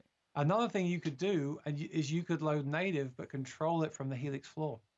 Mm-hmm. So Helix floor could be the controller of native on the computer. So you basically have a Helix floor with unlimited DSP. So that's Right. really cool too. This is stuff I want to try. I know it's all very geeky and quirky and not quite as reliable potentially as using just the pedal, but it's got a lot of potential, untapped potential. Key and quirky and not quite as reliable potentially as using just the pedal, but it's got a lot of potential, untapped potential, I think. So yeah, I don't know, but I'm excited to see what happens with the QC this year, the Amp X, and what Line 6 do next, because they've got to release something new soon. It's been 6 years. Right. That's such a long time. How I much mean, is the Line 6? You got the Helix rack. How much is the foot controller thing for the rack? Are they like six that hundred that bucks that or? doesn't work. That only works with the rack. Oh, okay, you can't hook it up to a computer and use it as a MIDI device or anything. No, but Okay. Line 6 do make a foot controller, actually. They make a floor controller for one of their older products that will work with native, I think. Okay. It's got like 8 colored buttons Mm-hmm. and the foot switch. But actually, the MC8 is 8 buttons in a tiny package, and it has the scribble strips. So the MC8, 2 MC8s is the best way forward. 2 MC8s and a laptop. You have 16 buttons and unlimited DSP. Right. That's really, really cool. Really cool. I'm So gonna I'm gonna I'm that's gonna what build that that's the future. rig. I'm gonna build that rig and show up to church with my laptop and my MC8 pedal board. Why not? I Why mean, why not? not? 16 switches in the size of a quad Cortex that doesn't have that many switches and scribble strips and more DSP than any of the modelers have. Why not do that? I think it's really. I'm going to investigate it. I'm going to try it. I tried some apps on my phone and they crashed a few times, so I quit. I'm not dealing with that at a gig. Right. But if I can play native for a few months through my laptop at home and it doesn't crash, I'm going to use that at a gig. Definitely. Sure. I think that's a great option, a great idea. And I think Morningstar are bringing out like a color like a new version of the MC6 with like color screens. That would Yeah, be that'd be amazing. great. That'd be Be great. great. Yeah. Yeah. Because I like, even in my DAW, I like color coding on my track, so I know exactly where my drums are always Yeah. blue, my bass is always red, Mm. my guitars are always green, background vocals are purple, and my lead vocal is always yellow. So that way, Mm. when I look up at the screen, I don't have to wonder where everything is. I just like, oh, well, there's blue, so it's got to be drums, right? So when you look down at your board, that's why I think that what Helix did perfectly was that always going to be a delay, right? Delay. Yeah. And so forth. If it's yellow, it's going to be overdrive and whatever else. So it's like you almost don't even have to think when you look down. It's like, oh, it's yellow. That's got to be my stomp or Yeah, my dirt but pedal or the something. screens are cool too, aren't they? And the Right. screens on the Morningstar, because the Morningstar is this big, but it's Mm-hmm. got 8 buttons with screens. And you Right. just can't beat it. You can't beat it. Right. Amazing. And especially if you can And make them whatever color you want, that's just awesome. any switch can be anything. Whereas Right. on a Helix floor, the tap tempo is always a tap tempo. You can't move it. Mm-hmm. On the Morningstar, they can be anything you want. So 2 Morningstars is 16 switches with labels doing anything you want. And the QC doesn't have that. The QC doesn't have the labels. So Right. I'm not bashing. I probably prefer the amps in the QC to the Helix, so I'm not bashing it. Sure. I'm just saying I think there's, you know, I wouldn't be upset if I couldn't get my hands on the QC yet. I'd try to wait to see what they do with it, and I hope they make it great. I'd rather show up to a gig with a QC than all that stuff I mentioned, the laptop and everything. Mm-hmm. But they need to do their homework. I want to see what happens. I'll report that on my channel. Like when they release an update, I'll do a video about it. But I need them. As someone that bought that thing and wasn't given it, I need them to give me those firmware updates really soon, Right. because I'm not using it really much right now. I've been using the other stuff that has all that stuff in it. I need them to add that stuff quickly. Do you still have the Kemper? Yeah, I got a Kemper, Yeah. Helix, QC, and FM3. I got the 4. Wow. The only one I haven't got is a headrush, Right. pretty much. So, and I was going to sell them. My plan was to get the QC and sell the Kemper, um, and sell the FM3 and just run native and the QC. That was my plan. But then I'm like, well, there's stuff missing, and I like this about this one. I like this about this one. So do they? But their stuff is really good. I justify it by saying I'm making videos about them, which is a terrible excuse. It's not a reason to keep all those pedals around. Right. But like today, the Helix update made me play the floor again. Yeah. And I hadn't been playing it. I literally had my the update is everything. I had my HX effects on the marketplace because I was gonna just sell it off just to free up cash. Because I have the stomp. It's like, well, if I want to use it for a drive or a delay or a reverb, I can just have the stomp there. But it's like, but when I saw the 3.1 update come out, I was like, oh crap, I'm just gonna keep it. What else can I get for $400? It literally has everything that Line 6 will ever have. Nothing. That's why I like I might the as well stomp. just keep I think it. Everyone should own a stomp because it's the smallest one, Right. and it's got everything. It's a jack of all trades. It's got everything you'd ever need in it, right? Even if you just use it as a tuner, it's worth $100. Right. But I know what'll happen with me. I'll play the Helix tomorrow. I'll go live. I'll make a video about the update, and within a few hours I'll start to remember those limitations of the DSP, and I'll stop playing it. And that's why I want to connect it to the laptop and make that other rig. That's why I want to do it, because I don't like being limited. I don't like when it says you can't add another block, even though I am someone that just uses a few pedals. I don't want those limitations to ever be there.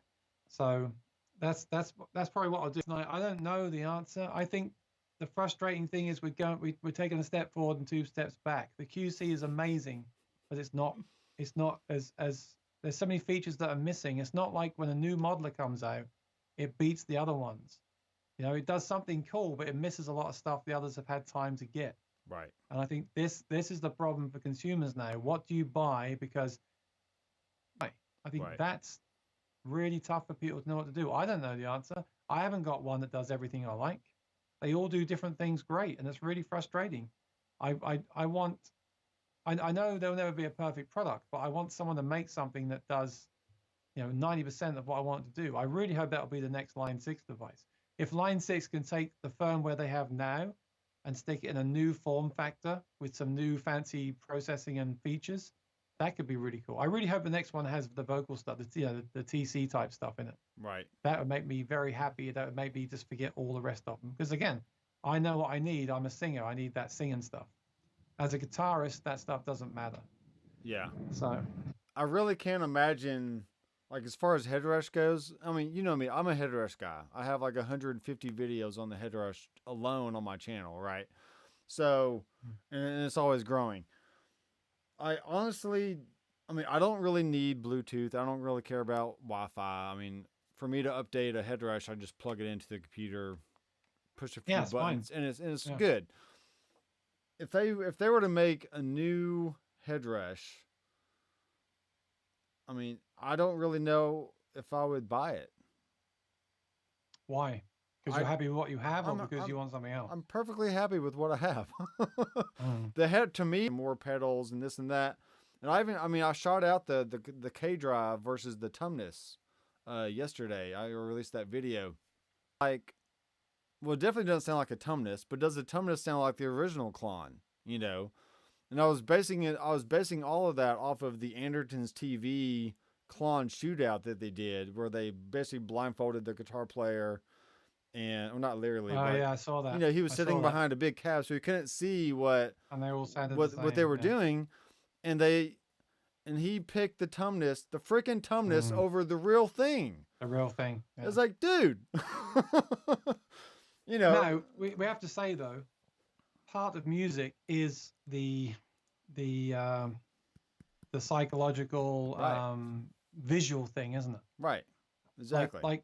Like I've got a Yamaha here that stands up to my Martin, but there's something about Martin as a brand that draws me in. Mm-hmm. So same with amps. You know, there's something about that amp that I'm drawn to over a model of an amp. So let's not kid ourselves. Like, there's a reason why I like Fender. I buy Fender guitars. Mm-hmm. I know the other brands are just as good or better sometimes, but I buy Fender. I buy into the brand. So you have to remember that as well. Alex said Pirate MIDI are doing a color version. The only thing I like about the MC8 is the 8-foot switches. Like, I love that about the MC8. The fact it's got 8-foot switches and screens is really cool. Right. Because it's got the 8. Because even eight isn't enough at times. But yeah, they're coming out too. A lot of color screen MIDI controllers are coming out, and we're also getting MIDI 2 soon, which is going to add a lot more functionality to MIDI. MIDI is going to be a big part of the future as well. Yeah, for sure. I know a lot of people on the Headrush group. They really want the USB over MIDI because that's really important. So important. It really is, and there's a lot of people out there that want to have their Headrush at their feet or wherever. Well, not even that. Let's just say you have your Headrush backstage connected to your computer, and now you're sending PC and CC messages through Ableton Live or Pro Tools or whatever DAW you want. So that way, right on the beat with the drummer, because I'm sure the drummer's going to have like a BPM and a click track in his ear playing along. You know, it's like you don't even have to have anything at your feet. You can tell the computer can tell your device, whether it's a Headrush or a Helix or whatever, hey, change to this PC number 60, and now there's your rhythm tone. Okay, the solo's coming up. The computer tells it what to do. You don't even have to do that anymore. But at that point, what you're saying is, why have the hardware for that? Why not just have a native plugin on your computer that does the same thing? You know. The problem is, a lot of musicians don't think like that. You know, it took me a long time of struggling with MIDI, as Alec knows. Took me a long, and I'm into computers. Took me a long time to get my head around it, and I still get confused. A lot of guitarists don't want to deal with that. A lot of guitarists want to play the guitar. They want to plug into an amp. A lot of guitarists could plug into that Princeton and just play that all night long. Right. And make great music. I would love it. That's fantastic. I love Princeton's. But Alex saying they do the 6 and 4 combination, which I really dig. I think 10 is the magic number. Yeah. But a 4 or 6 will give you any combination you want. Same with the air step. I just ordered an air step, Alex. It's coming. I'm waiting for it to ship out. But that air step on paper looks amazing. I'm looking forward to getting that. But yeah, the thing is, a lot of bands are now playing with tracks and with Ableton. And I tried Ableton. I couldn't even get my head around it. But a lot of bands are now playing with tracks, right? And they need that control. Right. There's some. I mean, the USB thing is really important. I don't think the Amp X is going to have it. But you know, I tried to make videos on these apps, and they didn't really do very well. But I'm still making them. But I've got an app on my iPad where you can program a song. So you can enter in, say, C, G, F, and you can program a button on the Helix floor, connect one cable, and when you hit the button on the Helix floor, it plays a C on the piano or an organ, right? Wow. I bet you didn't even know about this. And then you press the button again, and that's all from apps, and the app developers don't get enough credit. Some of these apps are what the TC Helicons and Digitex used to be, and now in the apps. Right. The only problem is sometimes those apps crash, and that's a real drag. I don't know why that is. Apple's really stable, but I've had them crash. But I think that's the future. The app thing is the future. But yeah, so many guitarists want to just play guitar, and I think that's a great thing. I really do. But there's so much untapped potential in the phones and the apps that's not realized. And I think it'll probably be realized in like 20 years' time when I'm really old. Like, oh, these apps are amazing. And I'll be like, yeah, I was talking about them 20 years ago. Me and Alec will be saying, we were talking about them 20 years ago. You didn't listen to us. That's right. Right? Yeah. Aaron was on the cuff of the future and nobody cared, you know. that's how it feels, right? Yeah. So here's a question. If you got a call right now for a gig, say we can go out and play a gig in a 4-piece band, what would you take? Headrush. Just go direct to the front of house. And how would you monitor it? Just through the monitor? Yeah, they just pop my sound back through the floor wedge, and I'm good to go. Yeah, I don't know what I would take. I'm trying to think what I would take. If it was like a rock band, I'd want to take the Synergy, because that's a really cool 3-channel. I probably want to take the Helix floor with the Synergy and connect them together. Even though 4-cable method is kind of a drag, I would probably want to do that. And if I was really lazy, if I had to travel on a train, I would take the QC. It's definitely gig worthy right now. Right. It's just missing a lot of stuff that we're so used to on the other products. And I'm not talking about like acoustic simulators and crap like that. I don't think they're very good, but it's missing. I mean, like this update that came today from the from the Helix. It's not a big update. They didn't really talk about it. It's not a big update, but it's got really nice refinements. Mm-hmm. Like all the effects have been added. The new effects have added some parameters. The amps have they've increased the I can't think what the word is now. They've done some like under the hood stuff just to polish stuff and make it better. You know, when you enter the tuner, you get the tails and stuff from the reverbs and stuff like that. They've just polished it, and that's what the QC is missing, all that polish, you know. Right. And that's, you know, like they've improved the rat pedal. Did you hear the story of that rat pedal? According to Eric Klein, that does the Helix, he said the rat pedal they modeled was broken. It still sounded good to me though. Yeah, that's why they left it in there. It's still in there. Right. But they've added the other one as a new one.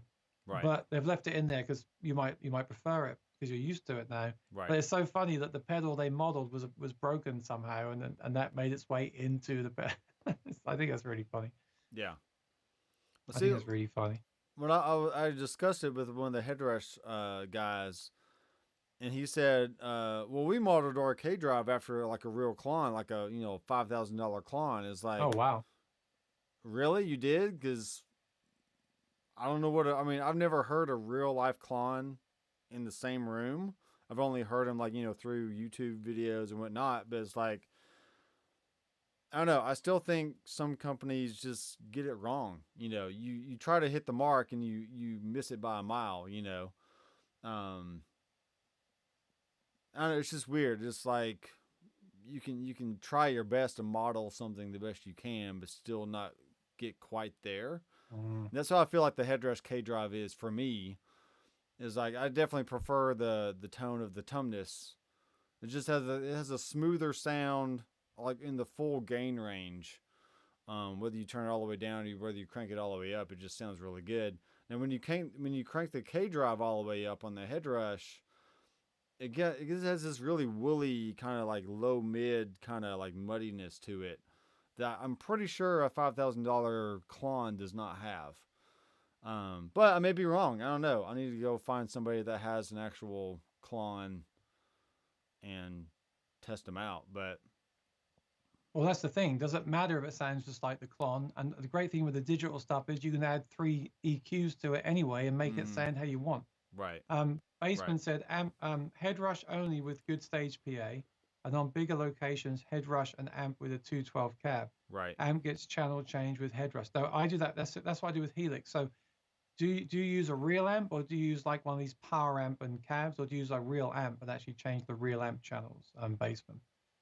But it made me laugh. One of the things they announced today on Helix is increased oversampling. Oversampling has been increased across the board, resulting in higher fidelity, fewer aliasing artifacts, and smoother decay trails. Now, this made me laugh because I almost wonder if this is a joke. Because when they were talking about a few weeks ago, they were talking about the QC, and someone was saying on Facebook, "Oh, I can hear aliasing." And so it's so funny this came out today. I thought, is this like a joke? Like we've improved our aliasing? Like, does anyone actually hear that stuff?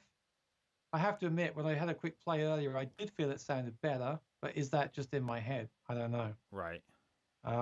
Baseman uses an Engel Savage. Oh, that's Engel Savage is really cool. Yeah, that's a beast of an amp right there.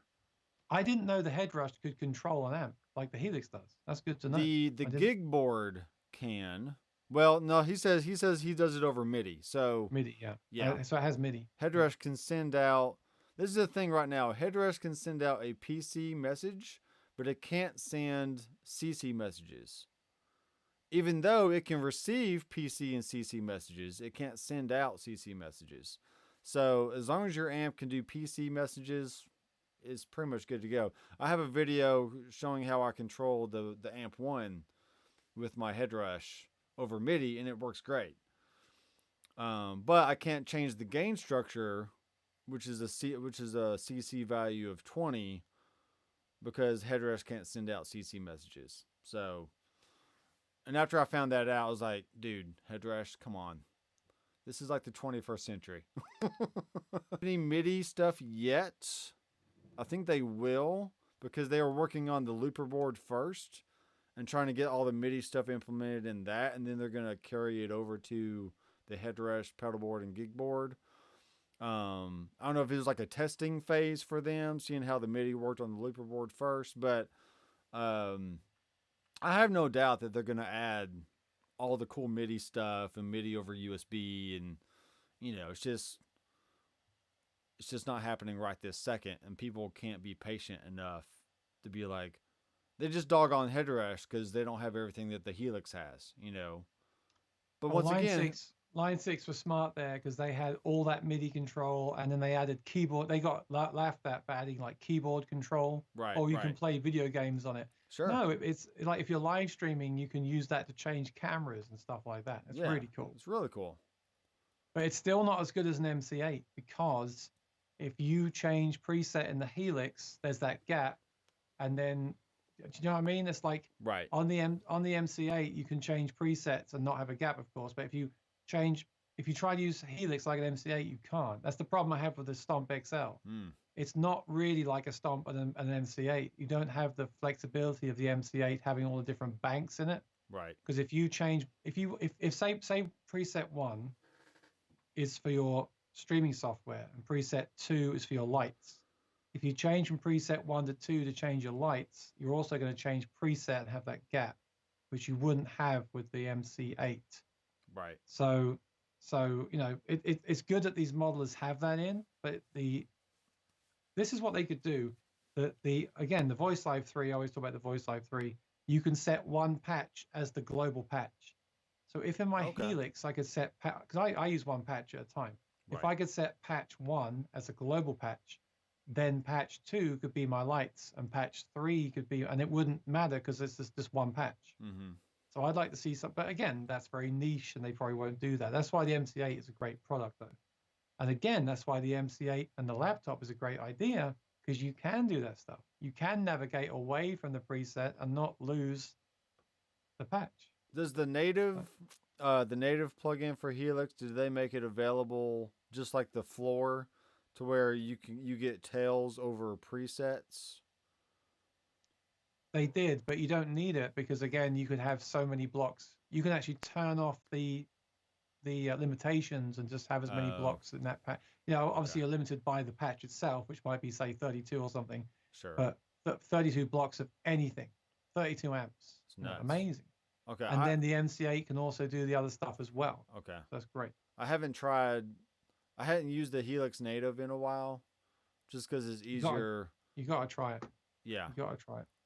They also just added the tuner, because a year ago, a lot of stuff was missing from native, but now they've added a lot of stuff. Like now the tuner's in there. Well, see, the only thing it doesn't have is it doesn't have a looper. I like using native in my actual DAW. I'll throw it in. I'll throw it on a vocal track, and use the use the glitz reverb or the searchlights reverb for like this weird spacey vocal thing. Not even use it for guitar. Yeah, me too. I've used native in recording because I think the reverbs in native are better than they are in Logic. Mm-hmm. So I've done that, especially the new ones. So I've done that too. Right. But like I said, why not use it live? Right. Definitely something I want to check out. Again, definitely something I'm not comfortable with. I'd rather just drop the pedal on the floor. But the problem with these pedals is, like I said, one pitch block and you're done. That's not cool. And even the QC, 2 delays, 2 reverbs in a patch, and you can't have any more. Yeah. I'm not saying I want more than 2 delays. I'm not the edge. But what if I do, why am I limited by something brand new already? It's only, well, actually, it might get better because they might optimize the firmware, but it also might get worse, right? As they add more complex algorithms. Does that just mean the amps are like so like DSP heavy? No, the amps are fine. It's only the reverb and delays. They have a limitation on the reverbs and delays in the RAM. Why do they have to be so limited like that? This is what happened. I was the first to discover this, and I didn't want to make a big thing about it, so I just did a private video in the group. Mm-hmm. I said, why have I got 2 amps, 2 reverbs, and I can't have any more effects? Right. Or any more, why can't I have anything else? Okay. So I made another video saying, actually, it's fine. I can still have more than Helix has. I just can't have more reverbs and delays. But now it's become this huge thing, and people are talking about it all the time. And I get it. It's like you just bought it and there's limitations already. There shouldn't, ideally with digital stuff, there's no limitations, right? No one wants to buy a brand new iMac and they turn it on that says, I cannot run this software. Yeah. No one wants that. Or even an amp and whatever else. I mean, you can't go and add another amp because you've run out of DSP. Right. Other manufacturers there's no. That's why of his headrest review or his whatever he did, I was like, that's it. That's what I want. I want that. That is cool. I wonder how they do that. They might do that the way Alec's saying here. He just said, you could do this on your floor with preset spillover. They now have this thing called preset spillover. Mm-hmm. So rather than 4 paths, you get 2, right. But the next preset will be gapless like your rigs are. Right, exactly. But of course, then you can only have the 2 lines, not the 4 lines. If using a simple preset and low backboard gear, you can make 5 copies of one preset and use the stomp screen on each to control MIDI. Mm-hmm. Hey, Greg. Yeah, you could do that. You're right. So Greg? I could do it that way. But again, in my mind, it's like limitations. I like what you're saying about headrush. I didn't know it could do that. They must be doing something. For example, on the Kemper stage or Kemper, you can have 5 amps in one rig. So you can go from 5 different amps without spillover. That's really cool. Right. You see, that's a great thing with that. It's a great thing with headrush. And that's something that people struggle with the Helix. But again, Alec, I was saying, why not use a laptop with native where you could have 5 amps in one patch? 5 amps in one patch and not have to change presets.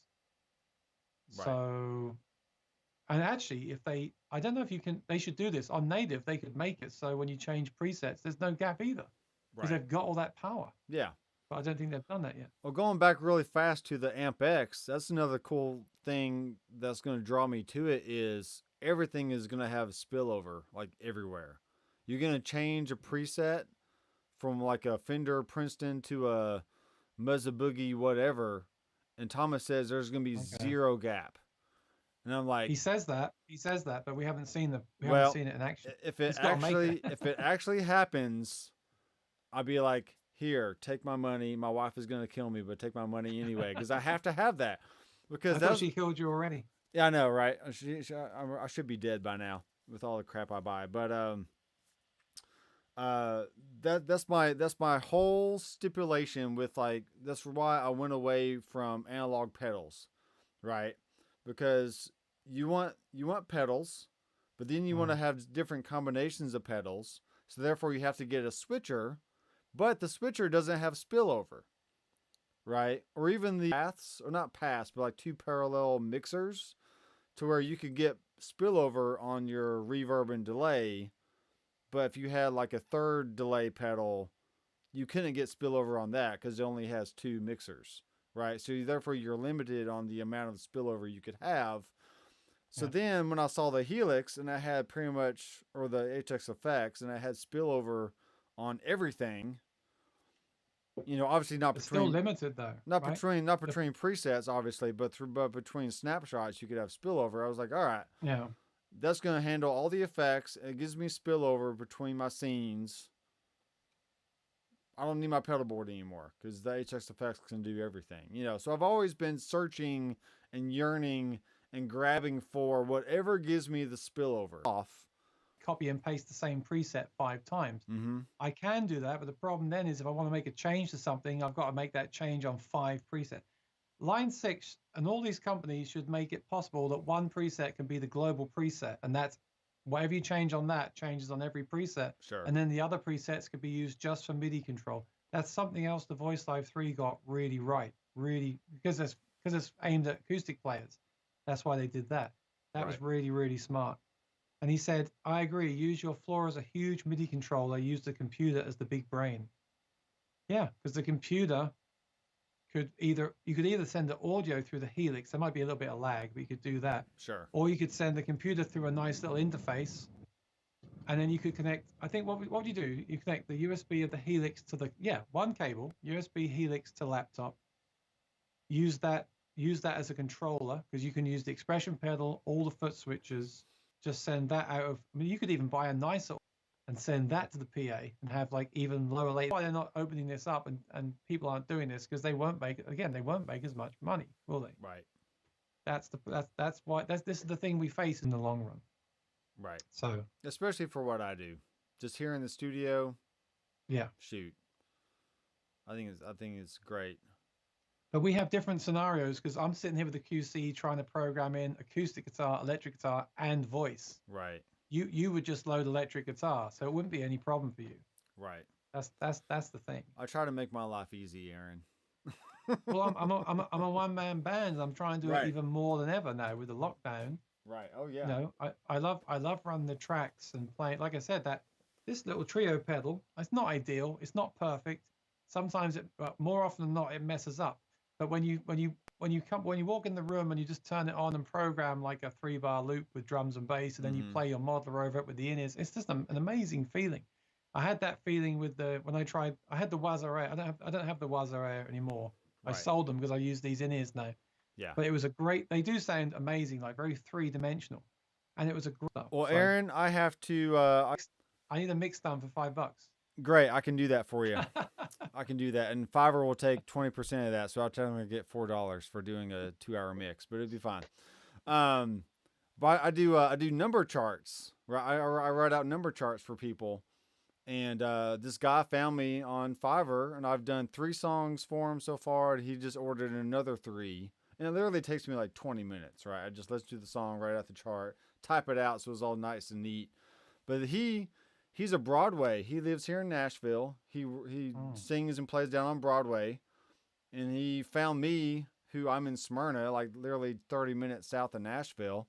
He goes, "Oh, it's a small world, isn't it?" It's like, yeah, man.